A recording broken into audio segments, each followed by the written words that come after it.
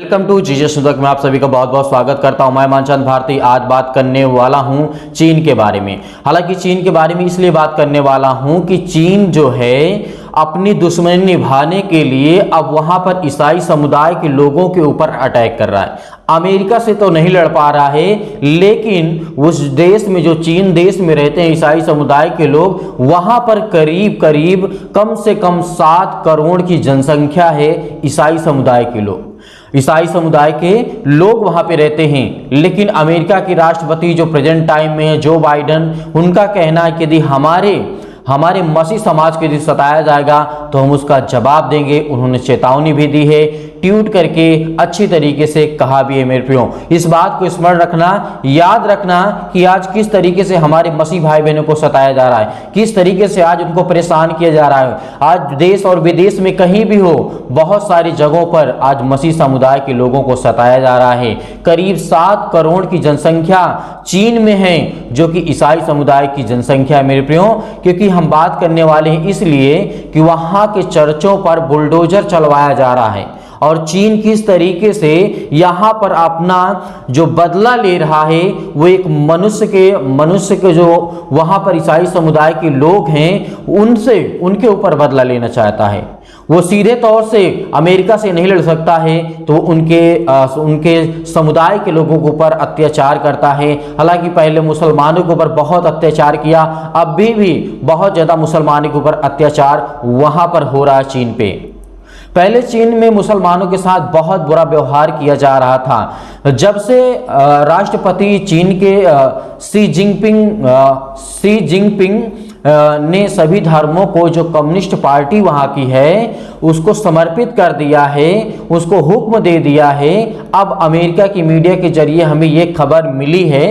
हालांकि जब अमेरिका की आप जब खबरें देखेंगे तो आपको वहाँ पे देखने को मिलेगी, वहाँ की सरकार ने कई प्रांतों में चर्च पर हमले शुरू कर दिए हैं। ये दावा कर रही है अमेरिका की एजेंसी, अमेरिका की न्यूज़ पत्रिका हमें यहाँ पे बता रही है। तो मेरे प्रियो, इस बात को स्मरण रखना, याद रखना कि जिस तरीके से भारत देश में और देश और विदेशों में भी, भारत देश में ही नहीं, केवल देश और विदेशों में भी, अदर कंट्री में भी लोगों को सताया जा रहा है जो ईसाई समुदाय से लोग हैं। मेरे प्रियो, जैसे ईसाई के घरों में, जो ईसाई लोग हैं उनके घरों में यीशु मसीह की जगह जिनपिंग अपनी नेताओं की तस्वीर को लगवाना चाहता है। जिस तरीके से नॉर्थ कोरिया का तानाशाह जो है ना, वो अपनी तस्वीर को उन सभी घर में लगवाना चाहता है। इसी तरीके से चीन भी चाहता है कि यीशु मसीह की फोटो को हटा करके, उसके क्रॉस को हटा करके, यानी क्रॉस जिसे सलीब बोलते हैं, उसे हटा करके वहां पर उनकी नेताओं की तस्वीर लगाई जाए। ये कहा गया था। कई चर्चों पर क्रॉस को गिराने के लिए बुलडोजर चलवा दिए गए। स्थानीय अधिकारी वहां पर, हालांकि अधिकारी उसमें क्या कर सकता है, दबी जुबान से बात करेगा और उसके ऊपर आदेश ऊपर से है, तो स्वाभाविक बात है जिस तरीके हमारे भारत देश में होता है, ऊपर से दबाव होता है, तो अधिकारी इसमें कुछ नहीं कर सकता है। अब ईसाइयों और चर्चों के घरों पर हमले कर रहे हैं ये चाइनीज जितने लोग हैं। चीन की तानाशाही साम्यवादी शासन में अब ईसाइयों को आदेश दिया है कि वो अपने घरों के क्रॉस निशान को हटा दें, उसे तोड़ दें, उसे फेंक दें, यीशु मसीह की तस्वीरों को हटा दें।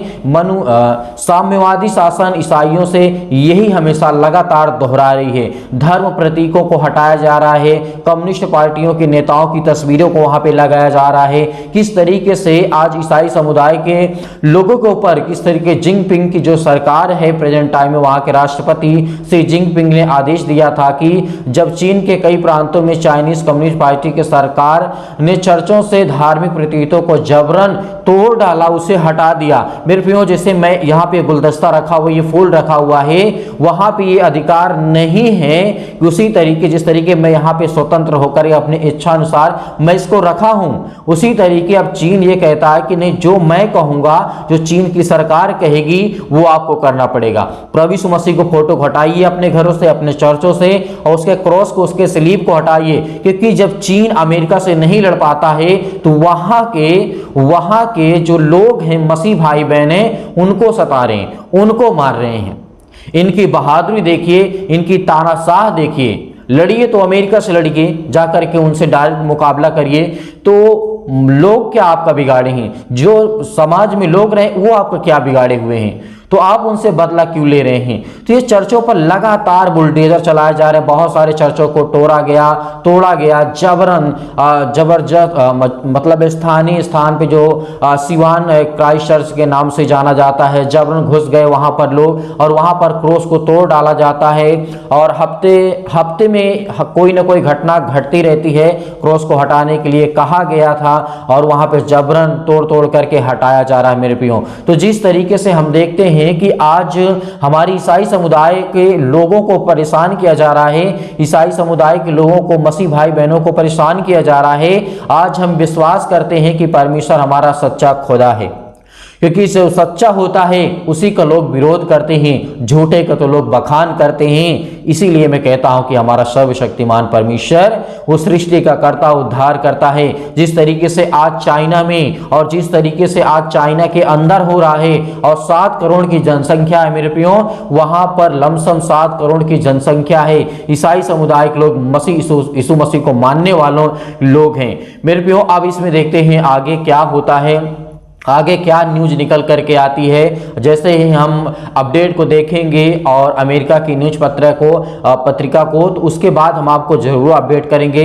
आपको कैसा लगा वीडियो आप हमें बताइए। दुख होता है, तकलीफ होता है, लेकिन क्या हम हार जाएंगे, क्या हम डर जाएंगे?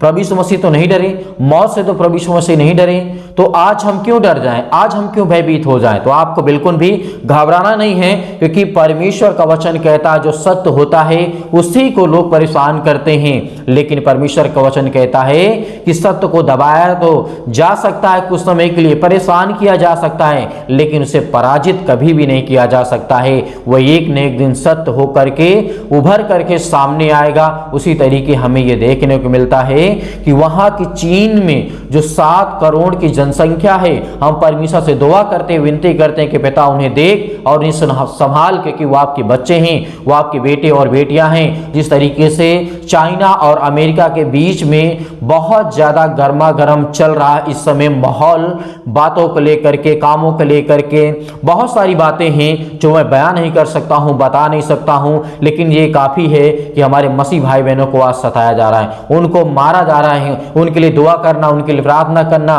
पूरे देश के लिए, पूरे संसार के लिए हमें दुआ करना है, प्रार्थना करना है। जब हम अपने लिए पर्सनल प्रार्थना करते हैं, उसी वक्त हम अपने देश के लिए, अपने घर के लिए, अपने परिवार के लिए, अपने पूरे संसार के लिए प्रार्थना करें, ताकि परमेश्वर की महिमा हो सके और परमेश्वर की बखान हो सके। वो सच्चा परमेश्वर है यीशु मसीह के नाम से।